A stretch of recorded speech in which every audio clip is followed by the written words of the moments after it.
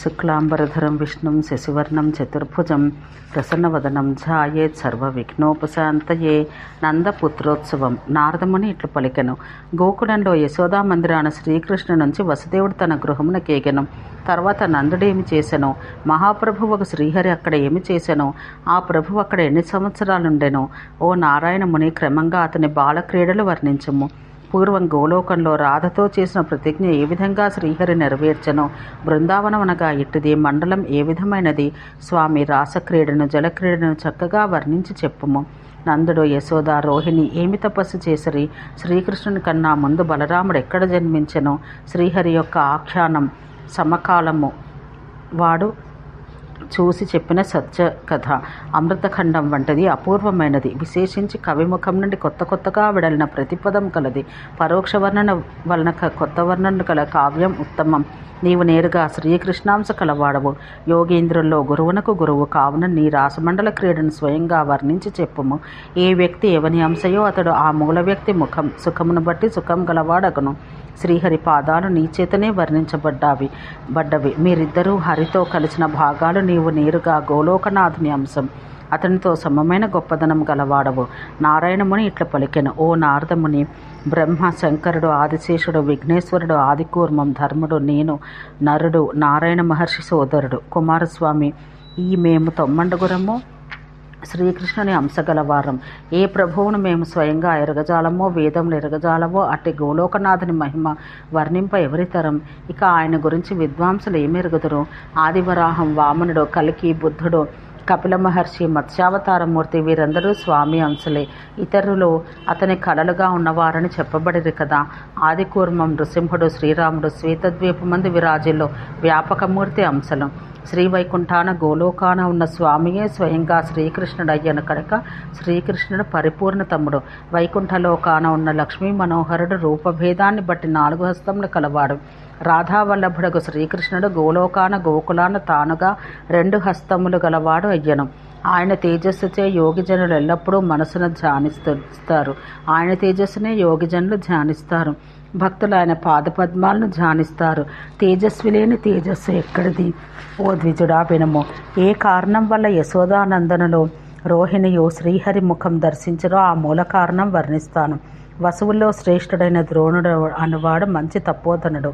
అతడే నందుడుగా, ద్రోణుని ధర్మపత్నియగు ధరాదేవి యశోదగా, సర్పముల తల్లియగు కద్రువ రోహిణిగా జన్మించారు. వీరి జన్మచరిత్ర చెబుతాను, తెలుసుకునము. ఒకప్పుడు దంపతులైన ధరా ద్రోణులు పుణ్యప్రదమైన భారతవర్షంలో గంధమాదన పర్వతమందు గౌతమాశ్రమ సమీపాన 10,000 సంవత్సరాలు తపస్సు చేసిరి. జనరహితమైన సుప్రభా నది ఒడ్డున శ్రీకృష్ణ దర్శనం కొరకు వారట్లు తపస్సు చేసిరి. శ్రీహరిని దర్శించలేకపోయిరి. విరక్తి కలిగి వారు అగ్నికుండం చేసి అందులో పడి మరణించుటకు సిద్ధపడ్డారు. ఆ దంపతుల స్థితి చూసి అశరీరవాణి ఇట్లు వినిపించను. వసువుల్లో శ్రేష్ఠుడా, ధ్యానానికి అందనివాడు, విద్వాంసులకు కూడా అందనివాడు, బ్రహ్మాది దేవతల చేత నమస్కరింపబడేవాడు, యోగీశ్వరుడు ఒక శ్రీహరిని దర్శించే భాగ్యం మీకిప్పుడు లేదు. ఇంకొక జన్మ భూమి మీద పొంది గోకులాన పుత్రుని రూపాన శ్రీహరిని దంపతులకు మీరు దర్శించగలరు. ఆ దేవవాణిని విని ఆ ధరాదేవియు ద్రోణుడు సుఖంగా తమ గృహానికి వెళ్ళిరి. భారతంలో వారిద్దరూ జన్మించి శ్రీహరి ముఖం దర్శించిరి. వారే యశోదానందులు. వారి కథ నీకు చెప్పాను. దేవతలకు తెలియని మిక్కలి రహస్యమైన రోహిణి చరిత్ర చెబుతాను, వినము. ఒకసారి దేవమాత అయిన అతిథి వసంతోత్సవ దినం నాడు వార్తాహరుని ద్వారా తన భర్తయ్యగు కశ్యప ప్రజాపతిని ఆహ్వానిస్తూ విజ్ఞాపనం పంపన. సుందరయ్యగు ఆ దేవి చక్కగా స్నానమాడి రత్నాభరణాలు అలంకరించుకొని పలు విధాలుగా మంచి వేషం కూర్చుకొని అద్దంలో తన ముఖం చూసుకొనను. కస్తూరి తిలకంతో పాటు సింధూరపు చుక్కబొట్టు, రత్నకుండలం శోభతో పాటు చెక్కిళ్లపై మకరికాపత్ర రేఖలు, ఆభరణాల అలంకారము, ఏనుగు ముత్యంతో కూడి మిక్కిలి మనోహరంగా ఉన్న తీర్చిన ముక్కు, శరదృతు పూర్ణిమ నాటి చంద్రుని వంటి ముఖమండలం, శరత్కాలమందలి పద్మముల వంటి కన్నులు, వంకర్లు తిరిగి ఉన్న బొమ్మముడి, విచిత్రమైన కాటక కాంతి, పండిన దానిమ్మ వంటి విత్తుల వంటి కాంతి గల పలువరస, చిరునవ్వుతో కూడి సుందరమై పడిన దొండపండు వంటి క్రింది పెదవితో ప్రకాశించుచు ఇట్లా మిక్కిలి కోరదగిన మునీంద్రుల మనసులను మోహింపచేయనట్టు తన ముఖాన్ని చూచుకొని మన్మథ బాణాల చేత పీడించబడి భర్త వచ్చే మార్గం చూస్తూ తన మందిరాన ఉండెను. కశ్యపుడు శ్రేష్టమైన రత్న సంపదతో ప్రకాశించు వక్షస్థలం కల కద్రువుతో కూడి ఉన్నాడన్న వార్త విని సాధ్వియగు అదితి భర్త సమాగమం కొరకు వణుకుతో హతాశయే కోపం పొందను. అయినను పతి మీద అనురాగంతో అతన్ని శపించక కద్రువని ఇట్లు శపించను. ధర్మమందు నిలిచి ఉండి ధర్మం నశింపచేసిన కద్రువ స్వర్గమున ఉండదగదు. స్వర్గలోకం నుండి దూరంగా తొలగిపోవుగాక, మానవ జన్మనెత్తుగాక. ఆ కద్రువ వార్తాహరుని వల్ల శాపవార్త విని ఆమె కూడా దేవమాతయగు అతిథికి భూలోకాన ముసలితనంతో కూడి ఉండ మానవ జన్మనెత్తుగాక అని శాపం మొసగను. సర్పమాత అయిన కద్రువున కశ్యపుడు, ఓ ప్రకాశించు చిరునవ్వు కలదానా, యోగ్యమైన కాలంలో నాతో కలిసి భూలోకాన మనుష్య జన్మనెత్తుదువు. అప్పుడు శ్రీహరి ముఖాన్ని దర్శించుకుందు గనుక శాపభీతి వదలము, సుఖం పొందము అని ఓదార్చి అదితి గృహానికి వెళ్ళెను. జ్ఞానబలాది షడ్గుణ విరాజితుడు విభుడైన కశ్యపుడు ఋతుస్నాత అయ్యున్న అదితి కామవాంఛను తీర్చెను. ఆ సందర్భానే ఆమెకు దేవరాజైన మహేంద్రుడు జన్మించెను. అదితియే దేవకిగా, కద్రువయే రోహిణిగా, కశ్యపుడే శ్రీకృష్ణ జనకుడకు వసుదేవుడిగా జన్మించిరి. నారద, ఇది దాచదగిన దేవరహస్యం. దీన్ని నీకు ఇప్పుడు చెప్పాను.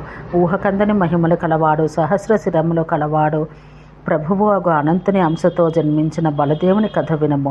వసుదేవుని భార్యలో శ్రేష్ఠురాలు ప్రియురాలు అయినది రోహిణి. ఆమె భర్త ఆజ్ఞ వల్ల తన గర్భాన పడిన సంకర్షణని రక్ష కొరకు కంసునికి భయపడి గోకులానికి వెళ్ళెను.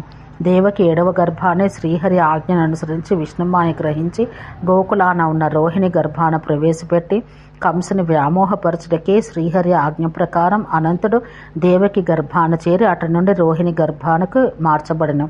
అందుకే అతనికి సంకర్షణుడు అని పేరు కలిగెను. అలా కైలాసానికి ఏగను. కొన్ని దినాల తరువాత నందమందిరాన రోహిణీదేవి మెరయిచున్న వెండి వంటి శరీర కాంతి కలవాడు, చిరునవ్వుతో ప్రసన్నముఖం కలవాడు, బ్రహ్మ తేజస్సుతో వెలుగుతున్నవాడును, కృష్ణాంశ గల మహానుభావుడకు పుత్రుని కనెను. అతడు జన్మించగానే దేవతలు ఆనందించారు. స్వర్గలోకాన ఆనకమ్మలు, మురజములు, దేవదుందుములు మోగెను. దేవతలు సంతోషంతో జయ జయ ధ్వనం చేసి శంఖములు ఉదిరి నందుడు ఆనందపరవశుడై మిక్కిలి ఆదరంతో ఆ వసుదేవుని పుత్రునికి జన్మోత్సవం చేస్తూ బ్రాహ్మణులకు అనేక విధాల దానమొసగెను. దాది శిశువు బొడ్డు కోసి బాలకుని స్నానమాడించెను. అప్పుడు యశోదాదేవియు సంతోషంతో బ్రాహ్మణులకు ధనము, గోపికలకు నానావిధ వస్తువులు, నూనెను, సింధూర కుంకుమను పంచిపెట్టెను. నాయన నారద, ఇట్లా నీకు యశోదానందనుల పూర్వజన్మ తపస్సు, హలి నాగలి ఆయుధంగా గల బలరాముడి యొక్క జన్మకథ, రోహిణీ చరిత్రం చెప్పబడ్డాయి. ఇప్పుడు నీవు కోరదగిన నందపుత్రుని యొక్క శ్రీకృష్ణుని జన్మోత్సవం వినుము. కృష్ణ చరిత్రం మంగళకరమైనది. జన్మ మరణాలు ముసలితనమున వాణ్ణి తొలగించినది. ప్రపంచానుసారవంతమై మోక్షప్రదమై సుఖానందములు ఇచ్చినది. సర్వ విధాలైన అశుభాలను నశింపచేసి హరిభక్తిని, హరిదాస్యాన్ని ఇచ్చినది. విష్ణు భక్తులకు ప్రాణాధారమైనది. వసుదేవుడు శ్రీకృష్ణుని నందని ఇంట ఉంచి అక్కడున్న బాలికను తీసుకుని సంతసంతో తన ఇంటికి పోయెను. ఆ బాలిక చరిత్రం ఇంతవరకు చెప్పగా విని ఉంటివి. వసుదేవుడు అట్లు వెడలిపోగా ఇక అక్కడ గోకులంలోని మంగళకరమైన కృష్ణ చరిత్ర వినము. శుభప్రదమైన పురటింటిలో యశోదానందులు భూమి మీద ఉన్న పుత్రుని చూసిరి. అతడు మిక్కిలి సుందరంగా నగ్న రూపంతో కొత్త మేఘం వంటి కాంతితో ఇంటి పైకప్పును చూస్తూ ఉండెను. అతని ముఖం శరదృతువులోని నిండు పున్నమి నాటి చంద్రుని వలె ఉండెను. కన్నులు నల్ల కలువల వలె ఉండెను. ఒకసారి ఏడ్చిచుండెను, మరి ఒకసారి నవ్వుచుండెను. పిల్లన గ్రోవి ధరించి ఉండెను. మనోహరమైన పాదాలు, చక్కని 2 చేతులతో ఉన్న ఆ శ్రీహరిని చూసి యశోదానందులు మిక్కడి హర్షం పొందిరి. వారికి ఆ పురటిలో జయశ్రీతో కూడి జయగృహమయ్యను. దాది శిశువు యొక్క నరమును అనగా నాభి ఖండించి చల్లని నీట ఆ బాలుని స్నానమాడించెను. సంతోషంతో గోపికలు జయ జయనాదములు చేసిరి. గొప్ప పిరుతులు కదులుచున్న స్తనములో గల గోపికలందరూ, బాలికలు, యశోద స్నేహితురాండ్రు, బ్రాహ్మణుల భార్యలు నందుని ఇంటికి చేరవచ్చి సంతోషంతో బాలుని చూసిరి. ఆ తల్లికి ఆశీర్వాదాలు చేసిరి. కొందరు బాలుని రూపాన్ని, తల్లి భాగ్యాన్ని పొగుడుతూ పిల్లవాడిని తమ ఒడిలోకి తీసుకున్నారు. కొందరక్కడ కూర్చున్నారు. నందుడు పుత్రదర్శనం కాగానే సచేల స్నానం చేసి ఉతికిన 2 వస్త్రాలు ధరించి హర్షించిన మానసంతో లోకాచార క్రమాన్ని అనుసరించి శాస్త్రవిధిని ఆచరించెను. బ్రాహ్మణుల్ని భుజింపచేసి మంగళవాద్యాలు మోగుచుండగా పుణ్యాహవచన వాచన మంగళం చేయించెను. వందిజనులకు ధనమిచ్చెను. ఆనంద పరవశుడై జాతి రత్నాలను, పగడములు, వజ్రములు, 7 నువ్వుల రాసులను, 100 బంగారు నాణాలను, వెండిని, ధాన్యరాశిని, వస్త్రాలను, 1000 ఆవులను, పాలు, పెరుగు, వెన్న, నెయ్యి, శర్కర, తేనె, పక్వాన్నం, లడ్లు, రుచిగల అప్పాలను, అన్ని పంటలు పండు భూమిని, వాయువేగం గల గుర్రాలను, తాంబూలములను, సుగంధ తైలాలను సద్బ్రాహ్మణులకు దానమునర్చి సంతసించెను. పురిటింటిని రక్షించుట కొరకు నందుడు రక్షామంత్రములు ఎరిగిన బ్రాహ్మణులను, ముదసల్లైన గోపికలను ఏర్పరచను. వేదాలను, మంగళకారణమైన శ్రీహరి నామావళిని చదివించను. భక్తితో సమస్త దేవతలను బ్రాహ్మణుల చేత పూజింపచేసెను. రత్నముల అలంకారములు అలంకరించుకున్న ముదసలి గోపికలు చిరునవ్వుతో త్వరగా నడుస్తూ నందుని ఇంటికి చేరవచ్చని. అనేక విధాలుగా లెక్కలు కట్టి జాతకాలు రాయవారు, వాక్శుద్ధి కలవారగు జ్యోతిశాస్త్ర పండితుల పుస్తకాలు పట్టుకొని నందుని ఇంటికి వచ్చిరి. బ్రాహ్మణుల భార్యలు, కొడుకులు, బిడ్డలు వెంటరాగా యువతులు, వృద్ధ స్త్రీలు, సుందరీమణులు చిరునవ్వు వెలుగుచుండగా నందుని మందిరానికి వచ్చిరి. గోకులనాథుడగు నందుడు తన ఇంటికి చేరవచ్చిన వారందరికీ రత్నములను, వివిధ ధనములను, శ్రేష్టమైన వస్త్రాలను, వెండిని, గోసహస్రాలను ఆదరంగా దానమిచ్చి నమస్కరించి సంతోషంగా తన వినయం ప్రకటించెను. వారందరూ అతనికి ఆశీస్సులు సమకూర్చి లోకాతీతుడైన ఆ బాలుని దర్శించిరి. ఇట్లా నందుడు అన్ని కార్యములు నెరవేర్చెను. నందుడు గణములతో బాలుని శుభాశుభ భవిష్యత్తును ఇట్లు బాలుడు శుక్లపక్షాన చంద్రునివలే జాతక ఫలితాన్ని రాయించెను. ఇట్లు బాలుడు శుక్లపక్షాన చంద్రునివలే వృద్ధి పొందెను. నందుని ఇంట బలరాముడును తల్లిపాలు తాగుచూ పెరిగెను. రోహిణియు నందుడు నడిచిన పుత్రోత్సవం చూసి సంతోషంతో తానును ఆ వచ్చిన వారికి సింధూరాన్ని, తైలాన్ని, తాంబూలాన్ని, ధనమును దానమునర్చెను. వారు తల్లి కొడుకుల శిరస్సులపై ఆశీస్సులు ఇచ్చి గృహములకేగిరి. ఇట్లు యశోదానందులు, రోహిణి ఆ ఇంటిలో సంతోషంగా ఉన్నారు. ఓం శాంతి శాంతి శాంతి.